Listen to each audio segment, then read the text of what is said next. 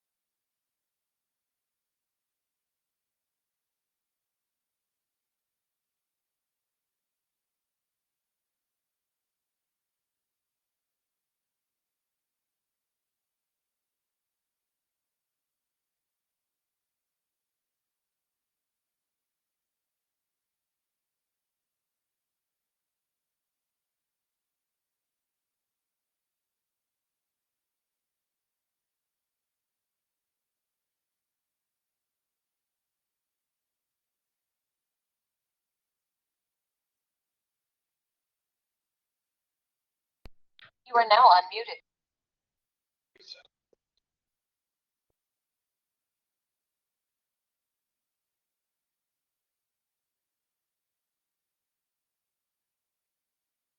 Good morning, all of you.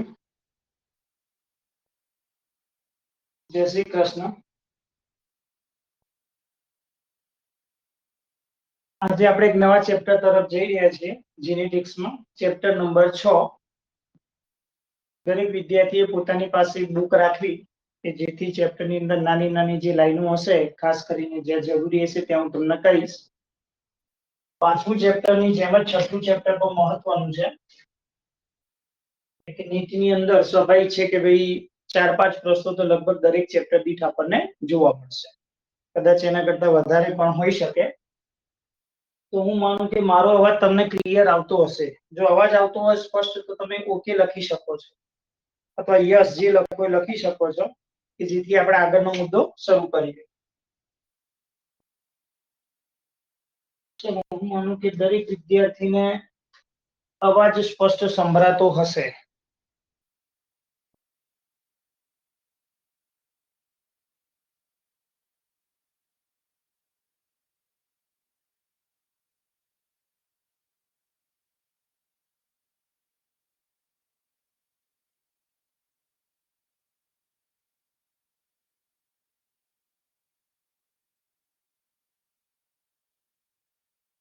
ચલો, okay, સરસ. ચલો, દરેકનો અવાજ તો સ્પષ્ટ સંભળાય છે. હવે ચેપ્ટરનું ટાઇટલ લખી દીધું, 6 આનુવંશિકતાનો આણ્વીય આધાર. આ ચેપ્ટર પર 5મા ચેપ્ટર જેટલું જ થોડું લાંબુ છે, તો શાંતિથી જઈશું અને લગભગ પ્રયત્ન પૂરો કરીશું કે દરેક વિદ્યાર્થી મિત્રોને સરળતાથી સમજી શકાય. રોજનું કામ રોજ તમારે કરવાનું છે. આ ચેપ્ટરને ધ્યાન રાખજો. આજે ચલાવ્યું હોય તો આજે જ લખજો. આ ખાસ એક અગત્યની તમને સૂચના કહો કે રિક્વેસ્ટ કહો. બાકી તમે આજે લખો, આજનું ચલાવ્યું 2 દિવસ પછી લખો તો બેટા આજે ચેપ્ટર જેમાં લિંક તૂટી જશે, તમારી બધી મહેનત પાણી જશે. કે 5મું ચેપ્ટર તમને આવડતું હોવું જોઈએ તો 6થું આવડશે. અને 6થું ચેપ્ટર જ્યારે જો તમને ક્લિયર થઈ જાય તો એના પછી સીધું બાયોટેકનોલોજી એની સાથે સંકળાયેલું ચેપ્ટર છે, તો સીધું એના પછી આપણે બાયોટેકનોલોજી વાળા ચેપ્ટર ઉપર જવું પડશે. જો 5 અને 6 ક્લિયર નહીં હોય તો બાયોટેકનોલોજી ચેપ્ટર તો જરાય નહીં. એટલે એ ચેપ્ટર એવા પ્રકારનું છે કે સાદી ભાષામાં એમ કહેવાય કે ભાઈ લખનારે રામાયણ લખી છે, જે તે લેખકોએ અંદર રામાયણ લખી છે અને જ્યારે બોર્ડની પરીક્ષામાં જે તે શિક્ષકો પૂછે ત્યારે મહાભારત પૂછે છે. લખી છે રામાયણ અને પૂછે છે મહાભારત. એવું પ્રકારનું વર્ણન એ બાયોટેકનોલોજી છે. જ્યારે આવશે ત્યારે આપણે જોઈશું બેટા. તો કહેવાનો મતલબ કે અત્યારથી હું તમને એક્ટિવ કરી દઉં તો તમને ખ્યાલ આવે કે ભાઈ 6થા ચેપ્ટરનું મહત્વ શું છે. બરોબર, તો ખાસ ધ્યાન રાખજો. ચલો, આનુવંશિકતાનો આણ્વીય આધાર, મોલેક્યુલર બેઝિસ ઓફ ઇનહેરિટન્સ.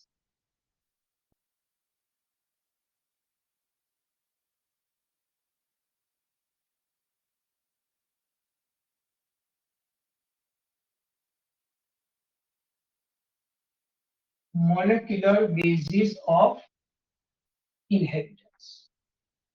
તો સૌથી પહેલા આપણે 11માં પર કેટલાક મુદ્દા આપણે આના વિશે શીખી ગયા હતા. સૌપ્રથમ આપણને ખબર છે કે મોલેક્યુલર બેઝિસ ઓફ ઇનહેરિટન્સ એટલે કે આનુવંશિકતાનો આણ્વીય આધાર. મેન્ડેલે તો આપણને અગાઉના ચેપ્ટરમાં કહી દીધું કે ભાઈ જે કારકો શબ્દ આપ્યો છે મેન્ડેલે કે ભાઈ આનુવંશિકતાનું નિયંત્રણ કોણ કરે? કારક. મેન્ડેલે 18મી સદીમાં દર્શાવ્યું. તો એના પછી લગભગ ઘણા વર્ષો બાદ કે 100 વર્ષ પછી આનુવંશિક દ્રવ્ય વિશે આપણે માહિતી મેળવી શક્યા. કે તમે જાણો છો 10મામાં પણ શીખી ગયા, 11મામાં પણ શીખી ગયા કે 1953ની અંદર વોટસન અને ક્રિકનું ડીએનએ નું મોડેલ આપ્યું, જેને ખાસ કરીને ડીએનએ ની બેવડી કુંતળમય રચના સમજાવી. એટલે મેન્ડેલના સંશોધન પછીના વિચારો કે 100 વર્ષો પછી આપણને આનુવંશિક દ્રવ્ય વિશેની માહિતીનો સ્પષ્ટ આપણને ખ્યાલ આવે. તો સૌથી પહેલા આપણે 11મા ધોરણના થોડા બેઝિક થી લઈએ છીએ મિત્રો. ધ્યાન રાખજો, કદાચ કોઈ મુદ્દો બુકમાં ના હોય તો બોર્ડ ઉપર લખું છું, તમારે લખી નાખવાનું રહેશે. સૌથી પહેલા લઈએ ફ્રીડરિક માઇસર.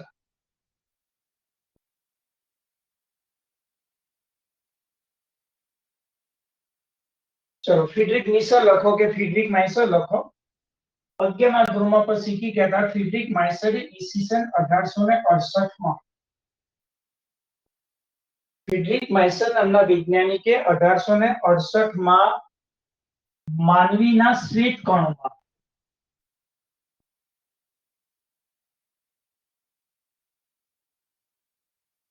ઈસવીસન 1868 માં માનવીના શ્વેત કણોમાં ન્યુક્લિક એસિડની શોધ કરી, એટલે કે ડીએનએ ની શોધ કરી. અને આ જ ફ્રીડરિક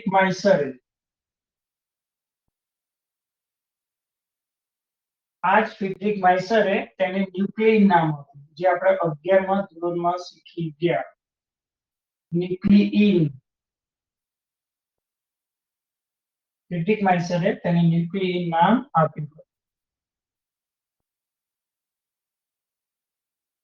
યાદ કરો બેટા 11મા ધોરણમાં કે ખાસ કરીને ફ્રીડરિક માઇસરે જ્યારે રુધિર વિશે માહિતી એમને લીધી, તો રુધિરની અંદર આપણે જાણીએ જે રક્ત કણો હોય, શ્વેત કણો હોય અને ખાસ કરીને ત્રાક કણિકાઓ હોય. પણ આપણામાં રુધિર કણિકાઓ, રક્ત કણોમાં કોષ કેન્દ્ર ના હોય, રુધિર કણિકામાં પણ કોષ કેન્દ્ર ના હોય, માત્ર કોષ કેન્દ્ર હોય શ્વેત કણમાં.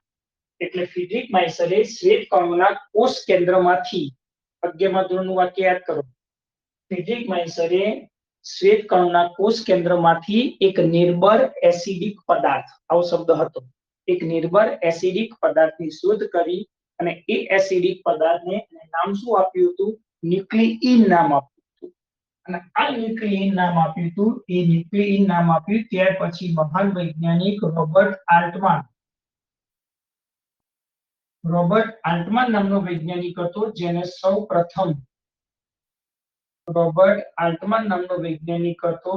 સૌપ્રથમ ન્યુક્લિક એસિડનો શબ્દ પ્રયોગ કર્યો અથવા શબ્દ પ્રયોજ્યો.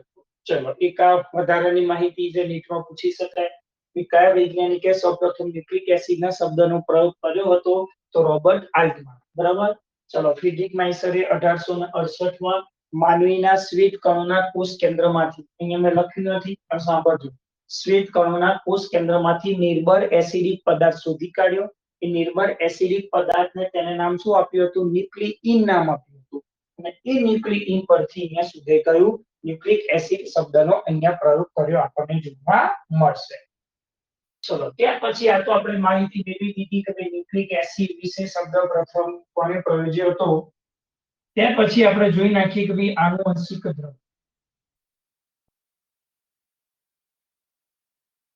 આનુવંશિક દ્રવ્ય એટલે કે જીનેટિક મટીરીયલ.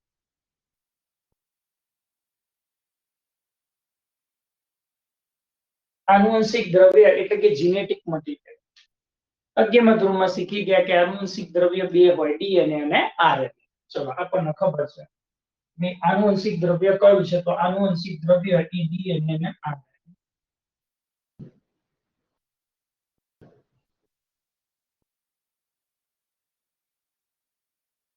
ચલો, લખી નાખ્યું કે ભાઈ આનુવંશિક દ્રવ્ય શું છે? તો ડીએનએ અને આરએનએ. અહીંયા આપણને ખબર છે કે ભાઈ મોટા ભાગના સજીવોમાં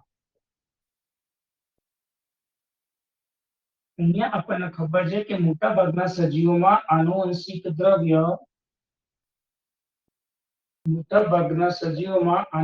દ્રવ્ય કયું રહેલું છે? ડીએનએ. ખાસ યાદ રાખજો, મોટા ભાગના સજીવોમાં. જ્યારે કેટલાક વાયરસની અંદર એચઆઈવી જેવા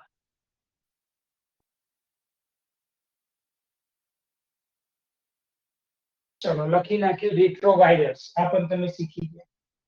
એચઆઈવી જેવા રેટ્રોવાયરસ અને વનસ્પતિ વાયરસ. હું માનું કે 11મા ધોરણમાં મિત્રો તમને યાદ હશે ટોબેકો મોઝેઇક વાયરસ. બરોબર. ચલો, તો એચઆઈવી જેવા રેટ્રોવાયરસ અને વનસ્પતિ વાયરસની અંદર આનુવંશિક દ્રવ્ય આરએનએ છે. ચલો, એચઆઈવી જેવા રેટ્રોવાયરસ અને વનસ્પતિ વાયરસની અંદર આનુવંશિક દ્રવ્ય કયું છે? આરએનએ છે. તો આને રિબોવાયરસ પણ કહેવામાં આવે છે. આને શું કહેવામાં આવે છે? રિબોવાયરસ પણ કહેવામાં આવે છે. તો સૌથી પહેલા મોઢે જ કરી દેવાનું છે કે ફ્રીડરિક માઇસર ઈસવીસન 1868 માં માનવીના શ્વેત કણોના કોષ કેન્દ્રમાંથી નિર્ભર એસિડિક પદાર્થ શોધી કાઢ્યો જેને ન્યુક્લિક નામ આપ્યું. રોબર્ટ આલ્ટમેને સૌપ્રથમ ન્યુક્લિક એસિડ શબ્દનો પ્રયોગ કર્યો. આનુવંશિક દ્રવ્ય એટલે જીનેટિક મટીરીયલ તરીકે ડીએનએ કાં તો આરએનએ હોય, પણ મોટાભાગના સજીવોમાં આનુવંશિક દ્રવ્ય ડીએનએ જોવા મળે છે, જ્યારે કેટલાક સજીવો જેવા કે એચઆઈવી જેવા રેટ્રોવાયરસ અને વનસ્પતિ વાયરસની અંદર આનુવંશિક દ્રવ્ય કયું હોય? આરએનએ, જેને રિબોવાયરસ તરીકે પણ અહીંયા ઓળખવામાં આવે છે. ચલો આપણે દર્શાવી દીધું. હવે અહીંયા જોઈ કાઢીએ કે ભાઈ આરએનએ ના કાર્ય.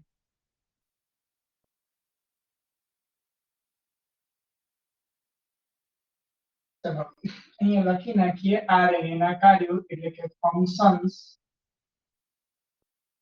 Of RNA.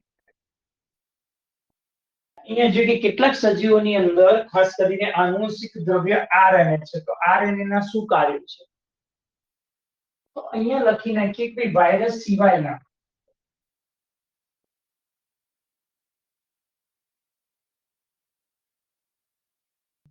સિવાયના અન્ય સજીવોમાં, બરોબર, આ એક સ્પષ્ટતા કરી ધ્યાન રાખજો. વાયરસ સિવાયના અન્ય સજીવોમાં આરએનએ એ શું કાર્ય કરે છે? તો સૌથી પહેલું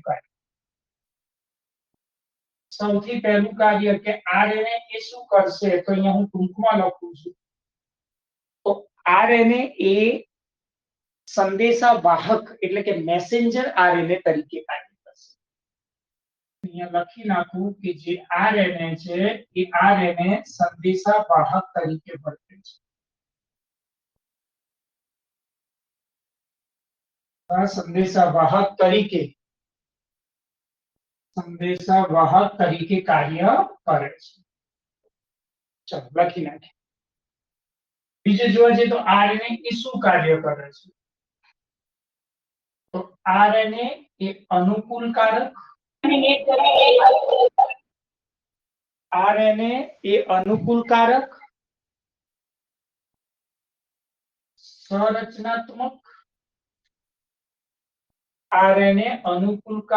સંરચનાત્મક અને ઉત્પ્રેરક તરીકે વર્તે છે.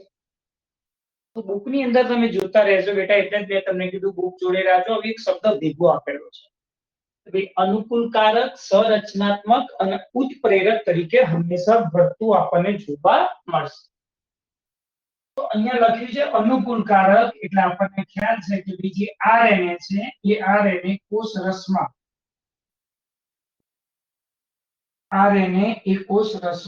એમિનો એસિડના વાહક તરીકે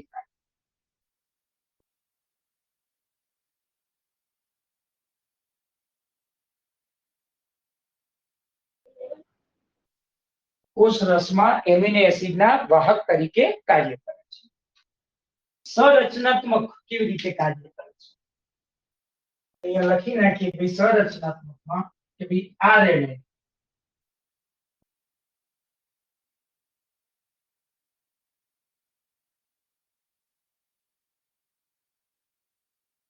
લખી નાખ્યું. આરએનએ નું પૂરું નામ યાદ કરો કે ભાઈ રિબોન્યુક્લિક એસિડ. તો આરએનએ એ રિબોઝોમમાં સંરચનાત્મક, ચલો ટૂંકમાં લખો, આરએનએ એ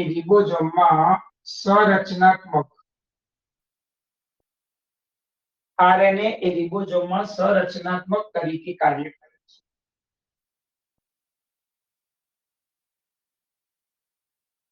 ચલો ઉત્પ્રેરક તરીકે કેવી રીતે કાર્ય કરે છે? તો અહીંયા શબ્દ જે આપ્યો છે ઉત્પ્રેરક, એટલે આપણે એનું બીજું નામ લઈએ ઉત્સેચક. તો આરએનએ એ ઉત્સેચક તરીકે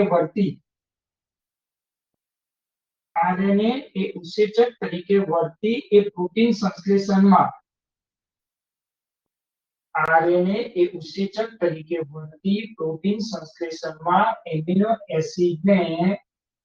એમિનો એસિડને એ પેપ્ટાઇડ બંધથી જોડે છે. તો આ ફંક્શન ઓફ આરએનએ ના કાર્યો થયા. ધ્યાન રાખજો. આરએનએ શું કાર્ય કરે છે? તો મોટાભાગના સજીવોમાં આનુવંશિક દ્રવ્ય તો ડીએનએ છે, એ તો 21મી સદીમાં આપણે જાણીએ છીએ. વર્ષો પહેલા જ્યારે ચેપ્ટર ભણશો બેટા ત્યારે અંદર એક ટોપિક એવો પણ આવશે કે જ્યારે આનુવંશિક દ્રવ્ય આપણે સ્વીકારી ડીએનએ છે, પણ વર્ષો પહેલા સૌ પ્રથમ આનુવંશિક દ્રવ્ય કયું તો આરએનએ હતું. નીટમાં આવો પ્રશ્ન પૂછાઈ ગયેલો છે, જ્યારે આવશે ત્યારે તમને ખ્યાલ આવશે. તો તમને એમ થાય કે આરએનએ ના કાર્યો કેમ પહેલા આપણે ભણ્યા, કદાચ બુકના આધારિત એટલે આપેલું હશે. ફંક્શન ઓફ આરએનએ કોઈ વાયરસ સિવાયના અન્ય સજીવોમાં આરએનએ ના કાર્યો શું? તો સૌથી પહેલું કાર્ય એમઆરએનએ. એમ એટલે મેસેન્જર આરએનએ, જેને સંદેશાવાહક કહેવાય. ચલો, અનુકૂળ કાર્ય તો એમિનો એસિડના વાહક તરીકે કાર્ય કરે છે. ચલો, સંરચનાત્મક તો આરએનએ એ રિબોઝોમમાં સંરચનાત્મક ભાગ તરીકે ભાગ ભજવે છે.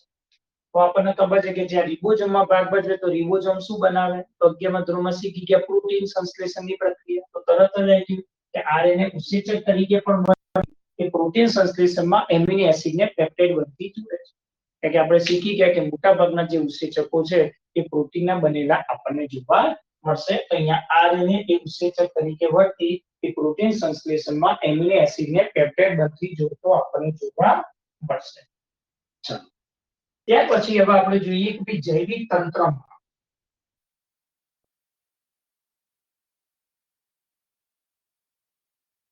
તંત્રમાં બે પ્રકારના ન્યુક્લિક એસિડ જોવા મળે.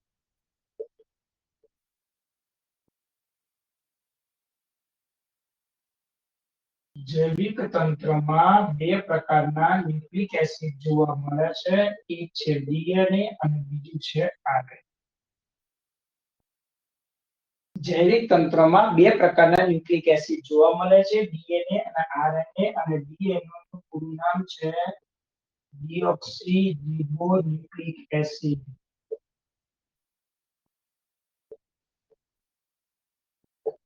ચલો, ડીએનએ નું પૂરું નામ છે ડીઓક્સીરીબોન્યુક્લિક એસિડ. અને આરએનએ નું પૂરું નામ છે, જે તમને પણ ખ્યાલ હશે વિદ્યાર્થી મિત્રોને, રિબોન્યુક્લિક એસિડ. તો જૈવિક તંત્રની અંદર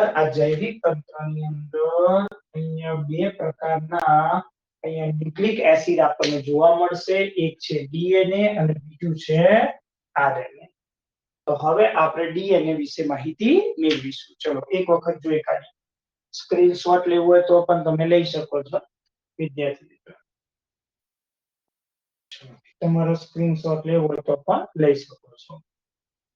ચલો, એક વખત જોઈ કાઢીએ કે જેથી માનું કે તૈયાર થઈ જાય, જેટલું પણ ચાલે એટલું. ચલો, છઠ્ઠું ચેપ્ટર શરૂ કર્યું, જીનેટિક્સ, આનુવંશિકતાનો આણ્વીય આધાર, molecular basis of inheritance. Friedrich માઇસરે 1868 ની અંદર માનવીના શ્વેત કણોના કોષ કેન્દ્રમાંથી નિર્બળ એસિડિક પદાર્થ શોધી કાઢ્યો. એ નિર્બળ એસિડિક પદાર્થને તેને ન્યુક્લિઇન નામ આપ્યું. ત્યાર પછી રોબર્ટ આલ્ટમાન નામના વૈજ્ઞાનિકે સૌપ્રથમ ન્યુક્લિક એસિડ શબ્દનો પ્રયોગ કર્યો હતો. ચલો, આનુવંશિક દ્રવ્ય એટલે કે જીનેટિક મટીરીયલ. આનુવંશિક દ્રવ્ય જીનેટિક મટીરીયલ તરીકે કાં તો ડીએનએ હોય કાં તો આરએનએ. પણ આપણે જાણીએ છીએ કે મોટાભાગના સજીવોમાં આનુવંશિક દ્રવ્ય કયું હોય? ડીએનએ. જ્યારે કેટલાક સજીવો જેવા કે એચઆઈવી જેવા રિટ્રોવાયરસ અને વનસ્પતિ વાયરસની અંદર આનુવંશિક દ્રવ્ય આરએનએ આવેલું છે, તો તેને રિબોવાયરસ એટલે કે બીજું નામ તેને રિબોવાયરસ તરીકે પણ તેને ઓળખવામાં આવે છે. ત્યાર પછી આપણે જોઈએ કે આરએનએ ના કાર્યો, ફંક્શન્સ ઓફ આરએનએ. વાયરસ સિવાયના અન્ય સજીવોની વાત કરીએ તો ભાઈ આરએનએ એક સંદેશાવાહક તરીકે કાર્ય કરે છે. એમઆરએનએ મેસેન્જર આરએનએ કે સંદેશાવાહક તરીકે કાર્ય કરે છે. સાથે સાથે આરએનએ નું કાર્ય અનુકૂળકારક, સંરચનાત્મક અને ઉત્પ્રેરક તરીકે હોય છે. આનો અર્થ બુકમાં નથી આપ્યો. અનુકૂળકારક એટલે આરએનએ એ કોષરસમાં એમિનો એસિડનું વહન કરશે. સંરચનાત્મક એટલે આરએનએ એ રિબોઝોમની અંદર ખાસ કરીને એની રચનામાં ભાગ ભજવશે. અને આરએનએ ઉત્પ્રેરક એટલે કે ઉત્સેચક તરીકે વર્તી એ પ્રોટીન સંશ્લેષણની અંદર જે એમિનો એસિડ છે, તો એ એમિનો એસિડને એ પેપ્ટાઇડ બંધથી હંમેશા શું છે એ જોડે છે. તો પેપ્ટાઇડ બંધથી જોડવાનું કાર્ય કરતું આપણને જોવા મળશે. ત્યાર પછી આપણે જોયું કે જૈવિક તંત્રમાં બે પ્રકારના ન્યુક્લિક એસિડ જોવા મળશે, જેમાં એક ડીએનએ છે અને એક આરએનએ છે. તો આપણને નામ તો આવડવું જ જોઈએ. ડીએનએ નું પૂરું નામ ડીઓક્સીરીબોન્યુક્લિક એસિડ અને આરએનએ નું પૂરું નામ છે રિબોન્યુક્લિક એસિડ. ચલો તો હવે આનુવંશિક દ્રવ્યની શરૂઆત કરીએ ડીએનએ.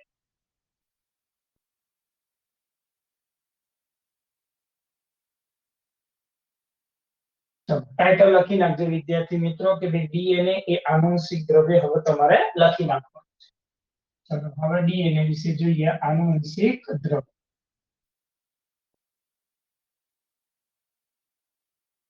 કે ભાઈ આ ડીએનએ શાનું બન્યું છે? તો ડીએનએ એ ડીઓક્સી રિબોન્યુક્લિયોટાઇડ.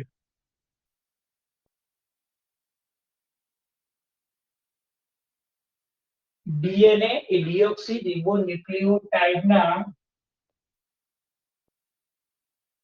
ડીએનએ એ ડીઓક્સી રિબોન્યુક્લિયોટાઇડના બે લાંબા પોલિમરના બનેલા છે. બે લાંબા પોલિમરના બનેલા છે. ચલો ડીએનએ તો આપણને ખબર છે, આખું નામ ડીઓક્સી રિબોન્યુક્લિક એસિડ શબ્દ છે. ન્યુક્લિક એસિડ શાનાથી બનશે બેટા? તો ન્યુક્લિયોટાઇડ થી બનશે. બરાબર, જે એકદમ અમે શીખી ગયા, પણ અહીંયા આપણે જોઈશું. ચલો લખી નાખ્યું કે ડીએનએ ડીઓક્સી રિબોન્યુક્લિયોટાઇડના બે લાંબા પોલિમરનું બનેલું છે. આપણને ખબર છે કે ડીએનએ અણુની લંબાઈ, ડીએનએ અણુની લંબાઈ તેમાં રહેલા ડીએનએ અણુની લંબાઈ તેમાં રહેલા ન્યુક્લિયોટાઇડના બેઝ પેર એટલે કે બેઝ જોડની સંખ્યા પર આધારિત છે. અહીંયા આપણે લખ્યું કે ભાઈ ડીએનએ ની લંબાઈ કેટલી હોય, તો એ ડીએનએ ની લંબાઈ તેની અંદર કેટલા ન્યુક્લિયોટાઇડ છે, એ ન્યુક્લિયોટાઇડમાં કેટલા બેઝ પેર છે એની સંખ્યા ઉપર આધારિત છે. આ સૌથી અગત્યનું છે. સંખ્યા ઉપર આધારિત છે એટલે ક્યાંક તમે આવું સિંગલ સ્ટ્રેન્ડ અને ડબલ સ્ટ્રેન્ડ ડીએનએ આવું ક્યાંક તમે વાંચ્યું હશે. ચલો આવું ક્યાંક તમે જોયું હશે, એસએસ ડીએનએ અને ડીએસ ડીએનએ. આને કહેવાય સિંગલ સ્ટ્રેન્ડ ડીએનએ. આને કહેવાય ડબલ સ્ટ્રેન્ડ ડીએનએ. એટલે કે એક જ શૃંખલા ધરાવતું ડીએનએ અને ડબલ એટલે કે બેવડી શૃંખલા ધરાવતું ડીએનએ. એક જ શૃંખલા ધરાવતું ડીએનએ અને બેવડી શૃંખલા ધરાવતું ડીએનએ. ચલો સૌથી અગત્યનો મુદ્દો છે. અહીંયા કેટલાક ઉદાહરણ, 3 ઉદાહરણ આપણને આપ્યા છે, જે લગભગ નીટમાં એકાદ તો મોટા ભાગે ક્યારેક પૂછી શકાય છે, પૂછાઈ પણ ગયેલા છે. ધ્યાન રાખજો. તો સૌથી પહેલા ઉદાહરણ તરીકે જોઈએ કે કયા પ્રકારનું સજીવ છે, આપણે એ જોઈએ. એ સજીવની અંદર કયા પ્રકારનું આનુવંશિક દ્રવ્ય છે, કે ભાઈ કોઈનામાં ડીએનએ છે, આરએનએ છે અથવા ડીએનએ છે તો ડબલ સ્ટ્રેન્ડેડ છે કે સિંગલ સ્ટ્રેન્ડેડ છે એ પણ જોઈએ. અને ત્યાર પછી ન્યુક્લિયોટાઇડ બેઝ જોડની સંખ્યા. બરાબર, ચલો આપણે એક ટેબલ જેવું બનાવી દઈએ કે જેથી એમસીક્યુ આપણે તૈયાર થઈ જાય.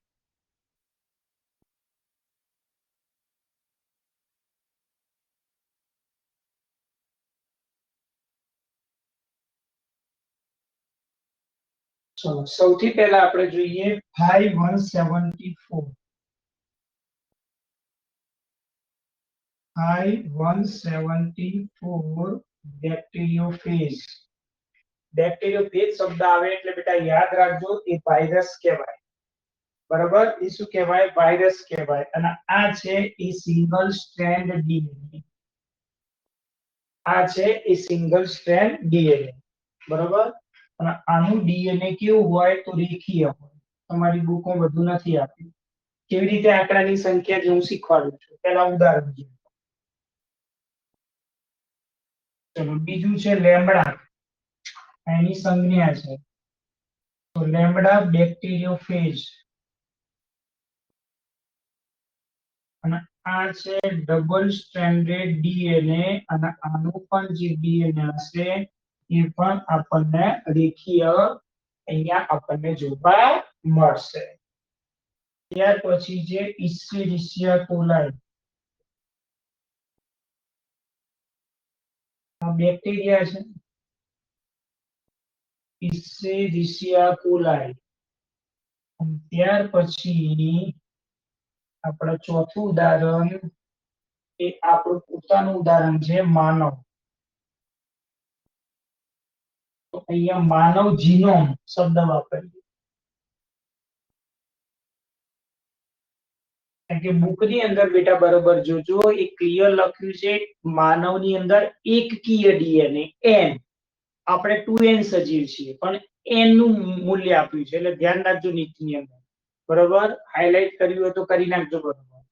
માનવ જીનોમ ની અંદર કેવું છે, તો આપણે તો ડબલ સ્ટેન્ડર્ડ ડીએનએ ધરાવીએ છીએ, બેવડી શૃંખલામાં. ચલો અહીંયા પણ બેવડી શૃંખલામાં, બેવડી શૃંખલામાં અને ડીએનએ એ ગોળાકાર. ચલો જુઓ કેવી રીતે યાદ રાખીશું. સૌથી પહેલું આપ્યું કે 5174 બેક્ટેરિયોફેજ. બેક્ટેરિયોફેજ એટલે શું છે બેટા? વાયરસ છે, જે વાયરસ બેક્ટેરિયા ઉપર પોતાનું પરોપજીવી, કેટલાક વાયરસ એવા હોય કે બેક્ટેરિયા ઉપર પરોપજીવી હોય, તેવા પ્રકારના વાયરસને બેક્ટેરિયોફેજ કહે છે. તો અહીંયા 174 આપ્યું છે, તો પાછળ 4 વત્તા 1 કરો તો 5 આવશે. 4 માંથી 1 ફરીથી બાદ કરશો તો 3 આવશે. 4 માંથી 1 ઉમેરશો તો 5, 4 માંથી 1 બાદ કરશો તો 3, એવી રીતે 7 માં 1 ઉમેરશો તો 8 અને 7 માંથી 1 બાદ કરશો તો 6. તો 5386 બેઝ. ચલો ન્યુક્લિયોટાઇડ એ 5174 બેક્ટેરિયોફેજ, જેની અંદર સિંગલ સ્ટ્રેન્ડ ડીએનએ રેખીય આવેલું આપણને જોવા મળશે. લેમ્બડા, લેમ્બડા એટલે 50 નંબર યાદ રાખો, 50, 50 માંથી 2 બાદ કરી દો એટલે 48. ચલો પતી ગયું. 48502 બેઝ પેર અથવા બેઝ જોડ આ રીતે લખી શકાય, બરોબર. ધ્યાન રાખજો સંજ્ઞા. ત્યાર પછી ઇસ્ચેરિશિયા કોડ આયા, તો તમારું મોઢે જ કરવાનું છે. 4.6 સોરી 10 ની 6 બેઝ પેર અને સિંગલ છે તો 3.3 ગુણ્યા 10 ની 9 બેઝ પેર. ચલો હું માનું કે આ બુક ની અંદર તમને આપેલું હશે. આ સૌથી મોસ્ટ આઈએમપી છે. આંકડાકીય માહિતી પણ વિદ્યાર્થી મિત્રો તમારે યાદ રાખવી પડશે, એટલે બરોબર નોંધી દેજો. ચલો ત્યાર પછી આપણે ડીએનએ ની પોલીન્યુક્લિયોટાઇડ ની સંરચના વિશે આપણે આગળ જોઈએ. ચલો હું માનું કે તમારે બાકી હોય તો લખી નાખજો. ચલો હું સાઈડમાંથી જો સ્ક્રીનશોટ લેવો હોય તો પણ તમે લઈ શકો છો. ચલો ઓકે, હું માનું કે તમે લખી દીધું હશે. ચલો જોઈ કાઢી ભાઈ. ડીએનએ આનુવંશિક દ્રવ્ય છે. ડીએનએ શાનું બનેલું છે? તો સૌથી મેઇન આ છે કે ભાઈ ડીઓક્સી રિબોન્યુક્લિયોટાઇડ ના 2 લાંબા પોલિમર નું બનેલું છે. ડીએનએ અણુની લંબાઈ તેમાં રહેલા ન્યુક્લિયોટાઇડના બેઝ પેરની સંખ્યા ઉપર આધારિત છે, બરોબર. હવે આ જે સંખ્યા છે એ દરેક સજીવની આગવી લાક્ષણિકતા છે. ચલો મેં અહીંયા વાક્ય લખ્યું કે દરેક સજીવની એક આગવી લાક્ષણિકતા. હવે એટલા માટે લખ્યું બેટા કે બધા જ સજીવોમાં એક સરખું ડીએનએ ના હોય. કોઈમાં સિંગલ સ્ટ્રેન્ડ ડીએનએ હોય તો કેટલાક સજીવોની અંદર ડબલ સ્ટ્રેન્ડેડ ડીએનએ હોય. એ દરેક સજીવની પોતાની એક આગવી લાક્ષણિકતા છે. તો 5174 જે બેક્ટેરિયોફેજ છે, એકવાર વાંચી લઈએ. 5174 બેક્ટેરિયોફેજમાં સિંગલ સ્ટ્રેન્ડ ડીએનએ આવેલા હોય છે અને એની અંદર ન્યુક્લિયોટાઇડના બેઝ છે 5386. ધ્યાન રાખજો, બેઝ પેર નથી. બુકની અંદર બેટા બરોબર જોઈ લેજો, બરોબર. અહીંયા બેઝ પેર ના કરતા, નહીં તો ખોટું પડશે નીટમાં. આ ખાસ ધ્યાન રાખજો. ચલો ત્યાર પછી લેમ્બડા બેક્ટેરિયોફેજ, એમાં ડબલ સ્ટ્રેન્ડેડ ડીએનએ 4850. ચલો લેમ્બડા એટલે 50 યાદ રાખવાનું. 50 માંથી 2 બાદ જાય તો 48. તો ઇસ્ચેરિશિયા કોલાઈ 4.6 ગુણ્યા 10 ની 6 બેઝ પેજ અને માનવના એકકીય ડીએનએ માં 3.3 ગુણ્યા 10 ની 9 બેઝ પેજ. આગળ આપણને કામ લાગશે એક પ્રશ્ન, બરોબર. એટલે યાદ રાખજો. ચલો આઈ થિંક હું માનું કે ક્લિયર થઈ ગયું હશે તમને, બરોબર. જે ચલાવ્યું એ બધું કમ્પ્લીટ. ચલો હવે બેટા આપણે આગળ જઈએ. પોલીન્યુક્લિયોટાઇડની સંરચના ડીએનએ.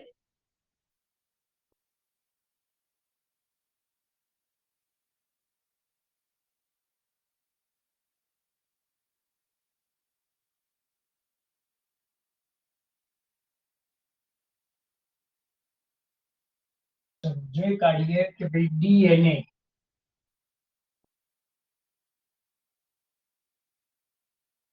ડીએનએ એટલે કે પોલીન્યુક્લિયોટાઇડ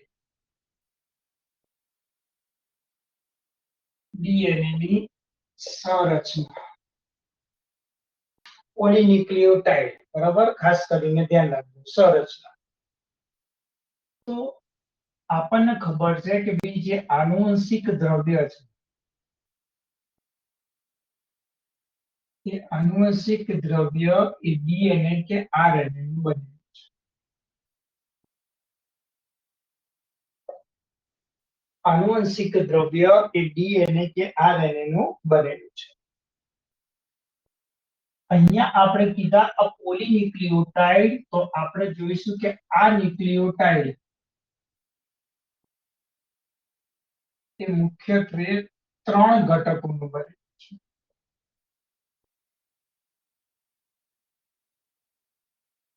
ન્યુક્લિયોટાઇડ એ મુખ્યત્વે 3 ઘટકોનું બનેલું આપણને જોવા મળશે તો 3 ઘટકો ધરાવે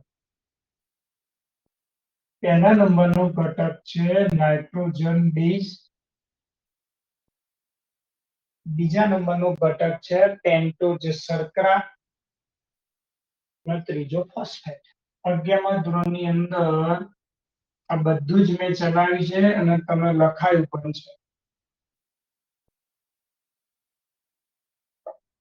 11મા ધોરણમાં બેટા ચલાવ્યું હતું અને મેં લખાયું હતું અહીંયા ફરીથી ચલાવીએ છે ધ્યાન રાખજો બરાબર નોટ બનાવજો ના હોય તો નાઇટ્રોજન બેઝ પેન્ટોઝ શર્કરા અને ફોસ્ફેટ જૂથ આનુવંશિક દ્રવ્ય ડીએનએ કે આરએનએ નું બનેલું છે જે ડીએનએ માં પોલીન્યુક્લિયોટાઇડની બે શૃંખલા હોય 11માં યાદ કરજો ડીએનએ માં પોલીન્યુક્લિયોટાઇડની બે શૃંખલા એટલે આ રીતે આપણે શીખવાડીશું તમને કે ભાઈ માન લો કે મેં અહીંયા દર્શાવ્યું તો આ ડીએનએ ની પોલીન્યુક્લિયોટાઇડની આ બે શૃંખલા દોરી તો અહીંયા ડીએનએ માં પોલીન્યુક્લિયોટાઇડની બે શૃંખલા અને આરએનએ માં પોલીન્યુક્લિયોટાઇડની એક જ શૃંખલા હોય ક્લિયર ચલો યાદ રાખજો તો આ પોલીન્યુક્લિયોટાઇડ ની અંદર શું હોય ઘણા બધા ન્યુક્લિયોટાઇડ હોય તો પહેલા એ આવડવું જોઈએ કે ન્યુક્લિયોટાઇડ કેવી રીતે બને તો 3 ઘટકોથી બને એમાં એક ઘટક છે નાઇટ્રોજન બેઝ બીજો ઘટક છે પેન્ટોઝ શર્કરા અને ત્રીજા પ્રકારનો ઘટક છે ફોસ્ફેટ જૂથ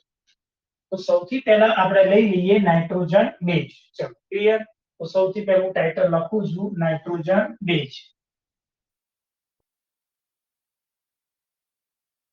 તો અહીંયા હું લખી દઉં છું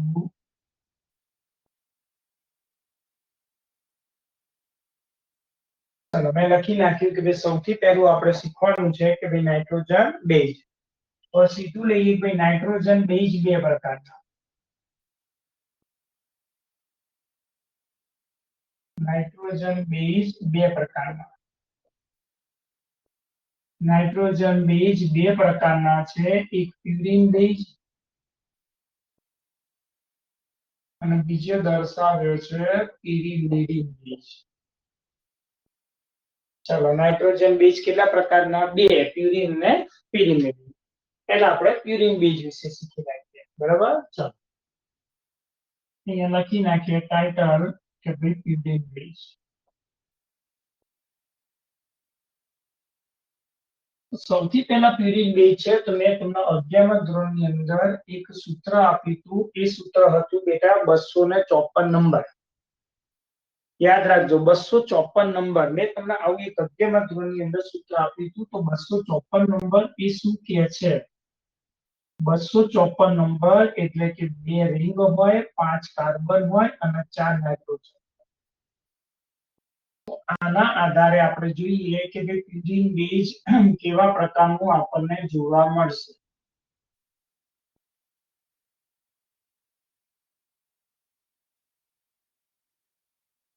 ચલો આ રીતે તો બે રિંગ થઈ ગઈ હવે એની અંદર 5 કાર્બન તો જો અહીંયા સેન્ટર થી ગણીએ જે સી લખ્યા રાખવાનું C N C N C N C N C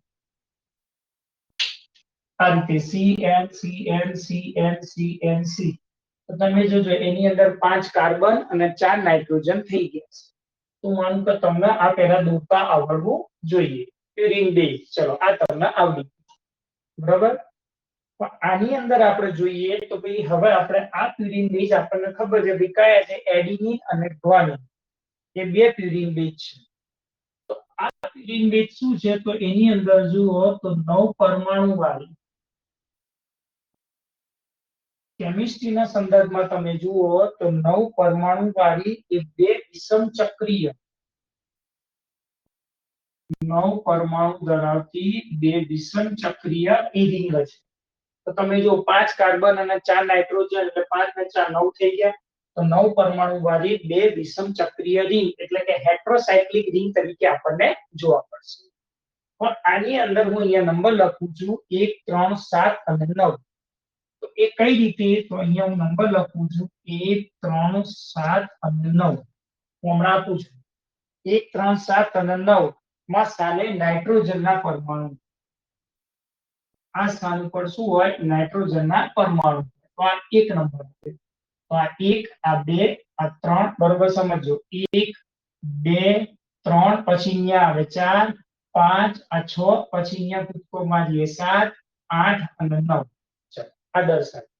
તો તમે જો 1 3 7 અને 9. તો નાઇટ્રોજન બેઝની અંદર 1 3 7 અને 9 ઉપર શું આવેલા હોય કે નાઇટ્રોજનના પરમાણુ આવેલા આપણને જોવા મળશે. ચલો ક્લિયર થઈ ગયું. તો અહીંયા જોઈ કાઢીએ કે ભાઈ પ્યુરિન બેઝ બે પ્રકારના છે.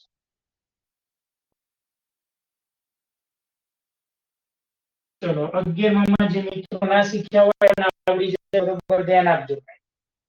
પ્યુરિન બેઝ બે પ્રકારના છે. એક એડેનિન અને ગ્વાનિન. પ્યુરિન બેઝ બે પ્રકારના છે. એડેનિન અને એડેનિન નો એ અને ગ્વાનિન નો જી. ચલો દર્શાવી દીધું એડેનિન અને ગ્વાનિન. હવે આપણે આના સ્ટ્રક્ચર દોરી કાઢીએ.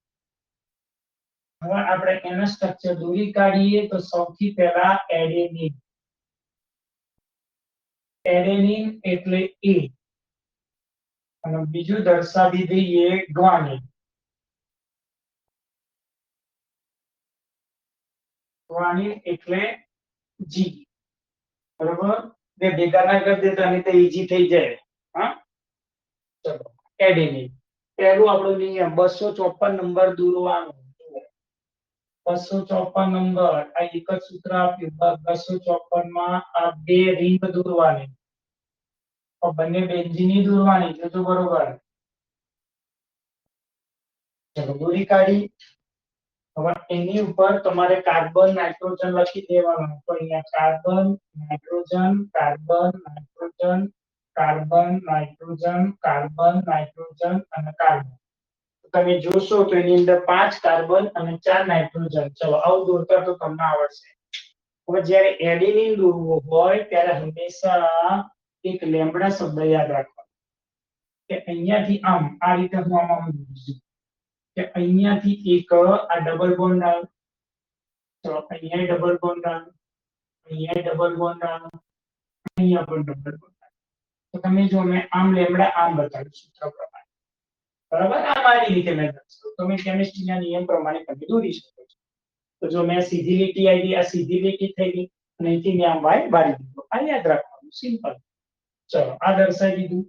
હવે યાદ રાખવાનું કે એડેનિન ની અંદર પ્રથમ નંબરના કાર્બન ઉપર એમિનો નો સમૂહ બતાવી દેવાનો. અહીંયા તમારે માન લો કે અહીંયા આપણે પહેલો ગણ્યો તો ત્રીજો ગણ્યો તો અહીંયા સાતમો ગણ્યો તો નવમો ગણ્યો તો ચલો તમે એને છઠ્ઠો કહો તો આના ઉપર હું NH2 કીધું એમિન. બસ દોરાઈ ગયું. આટલું યાદ રાખવાનું જે તમારે નીટમાં કે બોર્ડમાં આવી શકે. બરાબર ગુજકેટમાં. હવે તમે કેમિસ્ટ્રીના રૂલ્સને અપ્લાય કરો. ભાઈ વેલેન્સી પૂરી કરવી પડે. નાઇટ્રોજનની કેટલી હોય 3, કાર્બનની કેટલી હોય 4 એ તમે જાણો છો. નાઇટ્રોજનની 3, કાર્બનની 4, ઓક્સિજનની 2. તો તમે જો કાર્બનની 4 વેલેન્સી ખૂટી, નાઇટ્રોજનની 1 ને 2 3. ચલો અહીંયા ખૂટ્યું તો આપણે H નાઇટ્રોજનની 3 થઈ ગઈ. અહીંયા જો ખૂટ્યું 1 2 તો ખૂટ્યું તો અહીંયા H ઉમેરી દીધું. કાર્બનની 4 1 અને અહીંયા 2 છે તો 2 ની 3 થયું. તો ચલો અહીંયા ઉમેરી દીધું. બોલો આઈ થિંક કમ્પ્લીટ ક્લિયર થઈ ગયું હશે બેટા. એડિનિન મેં તમને બતાવી દીધું. આ એડિનિન ચલો એવી રીતે હવે આપણે ગ્વાનીન દોરી કાઢીએ. ગ્વાનીનની અંદર પણ સૂત્ર 254 બે રિંગ આપણે દર્શાવીએ છીએ.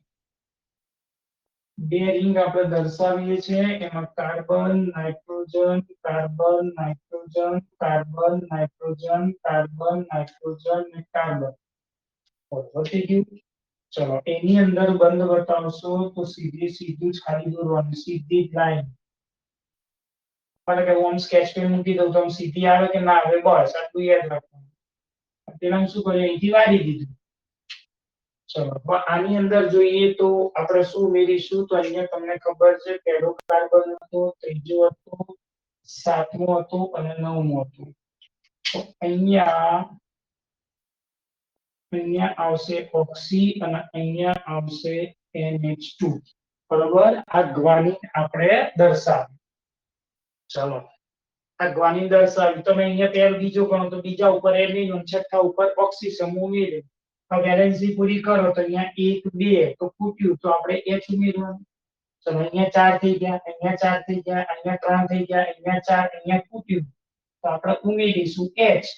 અહીંયા 3 છે તો ખૂટ્યું તો H. તો આ સૂત્ર થઈ ગયું ગ્વાનીન.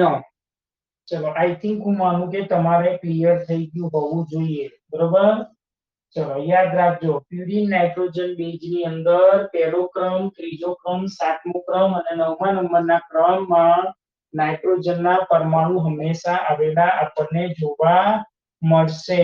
ચલો હું માનું કે ક્લિયર થયેલું હોવું જોઈએ. વિદ્યાર્થી મિત્રો ધ્યાન રાખજો. હવે યાદ રાખજો કે આ પ્યુરિન બેઝ એ કેવી રીતે ક્યાં ગોઠવાયેલા હોય, કેવી રીતે, તો એના માટે આપણે શીખી ગયા હતા કે પ્યુરિન બેઝ એ પેન્ટોઝ શર્કરા. હવે અહીંયા થોડું સમજી લો. ચલો અહીંયા આટલામાં તો તમને દેખાશે.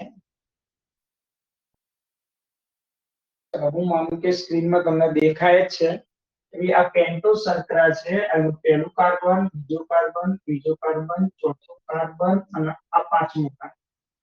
તો હંમેશા યાદ રાખો કે પેન્ટોઝ સુગરના આ પ્રથમ કાર્બન ઉપર હું અહીંયા અત્યારે ટૂંકમાં દોરું છું ત્યાં નાઇટ્રોજન બેઝ એટલે મેં NB લખ્યું, જે આ પ્યુરિન છે પહેલો પ્રકાર. તો પેન્ટોઝ શર્કરાના પ્રથમ કાર્બન ઉપર નાઇટ્રોજન બેઝ જોડાય, આટલું યાદ રાખવાનું નીટ માટે.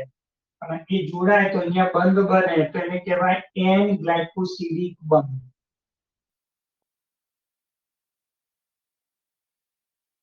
યાદ રાખજો મિત્રો કે ભાઈ પેન્ટોઝ શર્કરાના પ્રથમ કાર્બન ઉપર આપણે જ્યાં દોર્યું એડિનિન ગ્વાનિન, એ અહીંયા એડિનિન થી ગ્વાનિન જોડાય. પેન્ટોઝ શર્કરાના પ્રથમ કાર્બન ઉપર કયા બંધથી જોડાય, તો N ગ્લાયકોસિલિક બંધથી જોડાતું આપણને જોવા મળશે.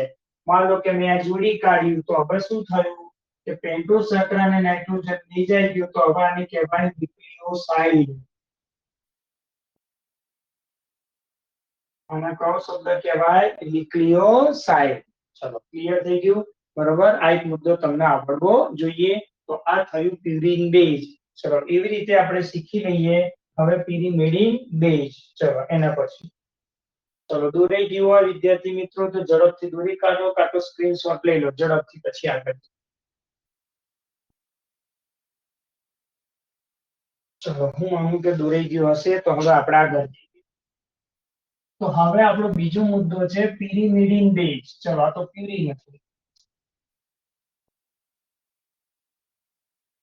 તો હવે હું દોરી નાખું પિરિમિડિન બેઝ. અહીંયા હું લખી રાખું છું કે જેથી તમને ખ્યાલ આવે આ પ્યુરિન બેઝ. હવે અહીંયા આપણે શીખવાનું છે પિરિમિડિન બેઝ. ચલો પિરિમિડિન બેઝ ની અંદર સૂત્ર મેં તમને 11 માં આપ્યું હતું 142. 142 યાદ રાખજો. એનો મતલબ કે એક રિંગ છે, 4 કાર્બન છે અને 2 નાઇટ્રોજન છે. આ રીતે દર્શાવી શકાય. આ એક રિંગ તમે દોરી શકો. એની અંદર carbon nitrogen carbon nitrogen carbon nitrogen નહીં કરવાનું બેટા. એટલે તમે જો સૂત્ર થઈ ગયું એક રિંગ દોરી, 4 કાર્બન દોર્યા, 1 2 3 અને 4 અને 2 નાઇટ્રોજન પતી ગયું. પેલામાં 254 નંબર યાદ રાખ્યો, આમાં 142 નંબર. તો આપણે જે આ દર્શાવ્યું છે પિરિમિડિનની અંદર, તેમાં અહીંયા આપણે ક્રમ દર્શાવવાનો છે. તો એ ક્રમ અહીંથી યાદ રાખવાનો, પહેલો, પછી આ ક્રમ આપણે ત્રીજો. બરાબર?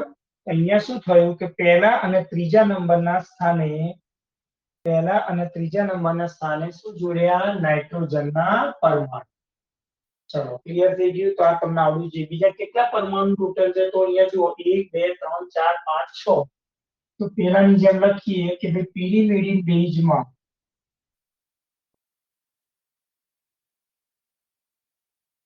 પિરિમિડિન બેઝમાં 6 પરમાણુવાળી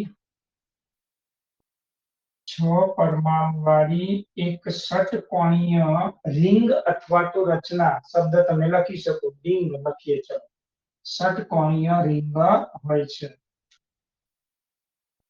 ચલો બીજું લખી નાખીએ કે તેના કયા સ્થાને? તો નાઇટ્રોજન બેઝ લખી નાખીએ કે પિરિમિડિન નાઇટ્રોજન બેઝમાં આ કયો નંબર છે? પહેલો અને આ ત્રીજો. પહેલા અને ત્રીજા સ્થાને નાઇટ્રોજનના પરમાણુ હોય છે. ચલો આપણે દર્શાવી દીધું. હું માનું કે આ પણ ક્લિયર થઈ ગયું હશે. તો હવે તમને ખબર છે કે પિરિમિડિન જે બેઝ છે, એ પિરિમિડિન બેઝ એ પેન્ટોઝ શર્કરાના કયા કાર્બન સાથે જોડાશે? પ્રથમ કયા બંધથી જોડાશે? એન ગ્લાયકોસિડિક બંધ. પિરિન હોય કે પિરિમિડિન હોય, હંમેશા મગજમાં ઘુસાડો કે પેન્ટોઝ શર્કરાના પ્રથમ કાર્બન સાથે જોડાય અને જ્યાં જે બંધથી જોડાય એ બંધનું નામ એન ગ્લાયકોસિડિક બંધ. બસ આટલું આવડવું જોઈએ. પતી. અહીંયા પિરિમિડિન બેઝ કેટલા પ્રકારના છે? તો 3 પ્રકારના છે. યાદ રાખવાનું કટ, CUT કટ. તો સૌથી પહેલું છે સાઇટોસિન. ચલો ત્યાર પછી થાઇમિન. સાઇટોસિનની સંજ્ઞા C, થાઇમિનની સંજ્ઞા T, અને ત્રીજું દર્શાવીએ યુરેસિલ, એટલે એની સંજ્ઞા U. ચલો દોરી કાઢીએ. જો સૂત્રનો ઉપયોગ કરીશું, ત્રણે દોરી જશે. ચલો સૂત્ર યાદ કરો, 142. 142 એટલે સૌથી પહેલા તમે અહીંયા દોરી નાખો એક રિંગ. જો 142 અને 3 પૂરા થઈ જશે એક ઝડપથી અને સરળતાથી આવડી જશે. પહેલી એક રિંગ દોરી. બીજું યાદ રાખો કે પિરિમિડિન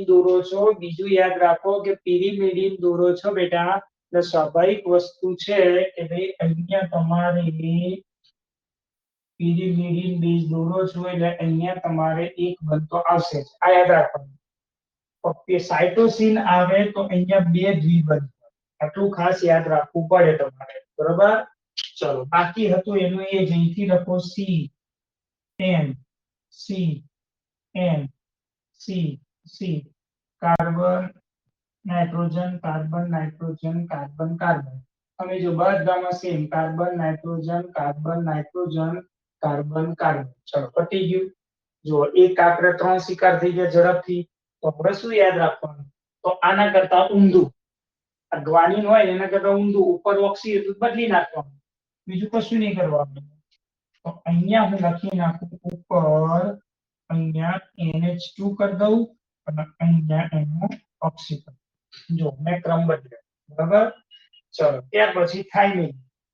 થાઇમિન આવે તો પહેલા અને પહેલું ગણો, અહીંથી ગણો તો પહેલું બીજું ત્રીજો ગણો, જે તમને ક્રમ આવે. અને અહીંયા પાંચમામાં અહીંયા 1 2 3 4 5. તો આપણે આપ્યું છે નંબર, તો અહીંથી ગણો તો 1 2 3 4 5. ચલો તો મિથાઇલ ઇન્ડિયાની અંદર હશે.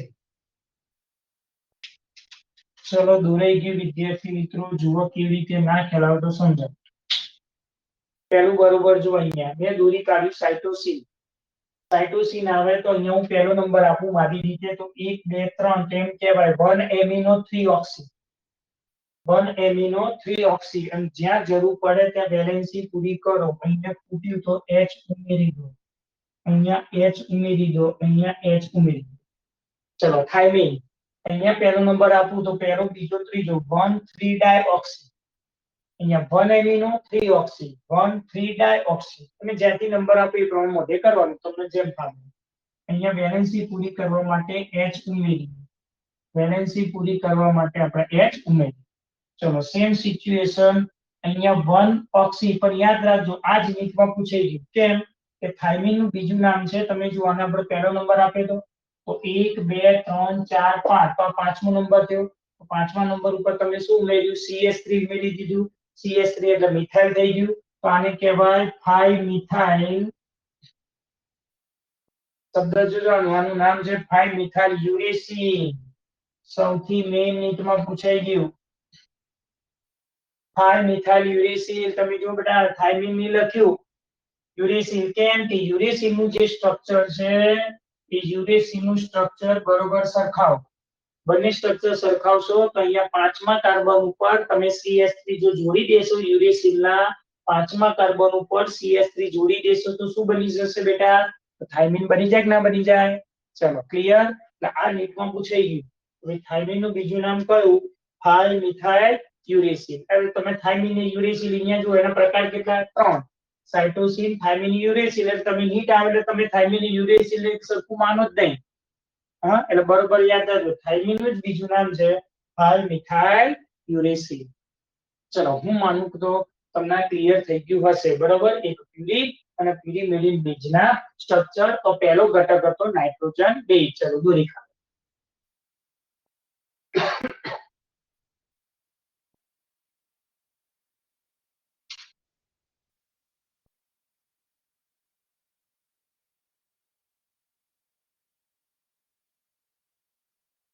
ચલો પહેલો ઘટક, આપણે 3 ઘટકો શીખવાના હતા મિત્રો, પણ અહીંયા પહેલો ઘટક સમય મર્યાદા પૂર્ણ થઈ ગઈ છે, ઓછી પડશે.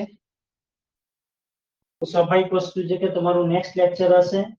ચલો બેટા હું ખાલી પૂછીશ, તમને જો ક્લિયર થઈ ગયું હોય તો ઓકે લખો. તો મને ખ્યાલ આવે કે છઠ્ઠું ચેપ્ટર આપણે શાંતિથી જઈ રહ્યા છીએ. હું માનું કે દરેક વિદ્યાર્થીને ખ્યાલ આવી ગયો હશે. ચલો બેટા ખ્યાલ આવી ગયો હોય, જેટલું મેં ચલાવ્યું એટલું તમને જો આવડી ગયું હોય તો તમે ઓકે લખી શકો છો.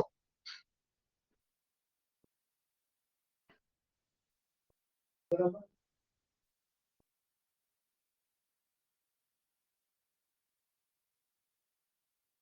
બોર્ડ ઉપર બેટા તમે જેટલું બને એટલું જોડે લખવાનો પ્રયત્ન કરો.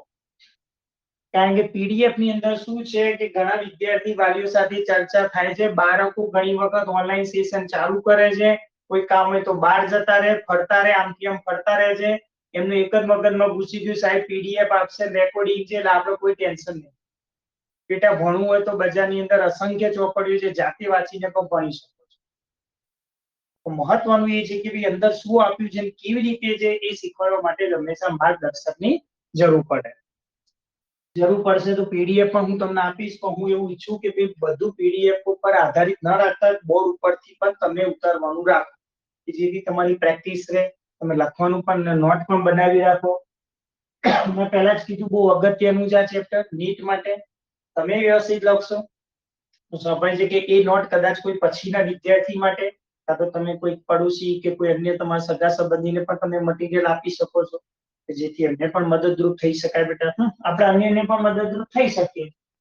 ચલો બનશે જે મુદ્દો. આ તો 11 નું હતું, આમાં તો કોઈ પીડીએફ ની જરૂર નથી. જ્યાં મેઇન પ્રશ્ન શરૂ કરીશું ત્યાં તમને 100% હું પીડીએફ આપીશ. બરોબર. ચલો એટલે એટલું ધ્યાન રાખજો. બોર્ડ ઉપર બેટા હું માનું કે આઈ થિંક તમને મેં બધું જ લખ્યું છે, જે મારી પાસે નોટમાં હું લખવાનું ચાલુ છે. બરાબર લખાઈ ગયું છે બધું. આનું આ જ છે, આમાં મેં કશું બાકી નથી. ચલો કમ્પ્લીટ. તો આઈ થિંક હું માનું કે લગભગ ક્લિયર થઈ ગયું હશે. કોઈને ડાઉટ છે નહીં? તમને ના ખ્યાલ આવે તો તમે મને અત્યારે લખી શકો છો બેટા. હું માનું કે 11 માં મેં ચલાવ્યું ફરીથી તમે જુઓ તો આ વસ્તુ 11 માં મેં તમને નોટ મારી જે દોરાયેલી હશે એ પણ કાઢજો. આમાં કદાચ 2-4 મુદ્દા નવા છે જે 12માં રિલેટેડ છે, તેની સાથે આપણે અહીંયા ઉમેર્યું છે. તો આજનું સેશન આપણે અહીંયા સુધી રાખીએ છીએ. પણ યાદ રાખજો મિત્રો, શનિવારે આપણી એક્ઝામ છે અને એ એક્ઝામ આપણે આખું ચેપ્ટર જીનેટિક્સ નું 5મું આનુવંશિકતાના સિદ્ધાંતો ધ્યાન રાખજો. એને વારંવાર વાંચજો, બરોબર સમજજો કે જેથી કોઈ નવો પ્રશ્ન આવે તો તમને પહેલા ખોટું પડે એની ચિંતા નહીં કરવાની. 30 માર્કનું છે ને મારા 20 આયા ને કોકને 10 આયા તો તમે માર્કિંગમાં જોતા રહેતા હશો તો બેટા તમારે 10 આયા તો કોકને 20 આવે છે, કોકને 20 આવે છે તો કોકને 25 પણ આવે છે, અને 25 વાળા વિદ્યાર્થી મિત્રો જોતા હશે તો કોકને 29 પણ આવે છે. રિજનની અંદર હાઈએસ્ટ 29 આવેલા છે 30 માંથી, બરોબર. તો અપેક્ષા રાખું કે ભાઈ દરેક વિદ્યાર્થી મિત્ર પ્રયત્ન કરે, એક્ઝામને બરોબર વાંચીને એક્ઝામ આપે. ખાસ કરીને એક્ઝામ તમે ત્યાં ઘરે બેઠા ઓનલાઈન આપો છો તો હું માનું કે તમારે રીડિંગ કરીને તમે આપે એ બહુ મહત્વનું છે, ધ્યાન રાખજો, બરોબર. અત્યાર સુધી રાખીએ છીએ. ચલો કાલે આપણું સેશન કન્ટિન્યુઅસ આજ સમય રહેશે. હવે ગુડ ડે. અને તમારે જે લખવાનું છે બેટા એ 2 વખત તો તમે લખતા હશો. ઘણા વિદ્યાર્થી મિત્રો મને મોકલાવે છે. ઓકે.